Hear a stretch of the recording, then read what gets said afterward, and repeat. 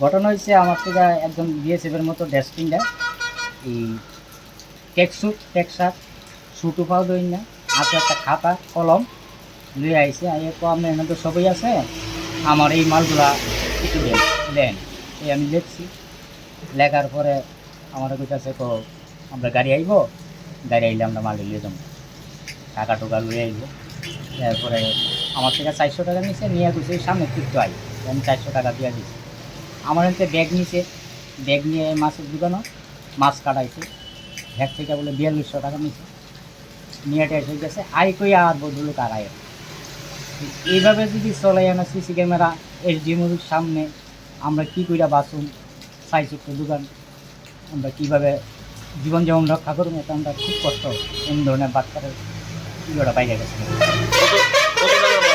হ্যাঁ কত টাকার মাল লাগাইছো? মাল লেগাইছে 18,695 টাকা। মানে তাহলে কি পরিচয় দিছে?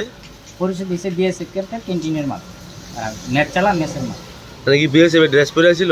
ড্রেসটা হচ্ছে ইনার প্যান্ট ইনার শার্ট বিএসএফের মতোই চুল টুল কাটাই না একদম বিএসএফের মতো খুব টল পিকার।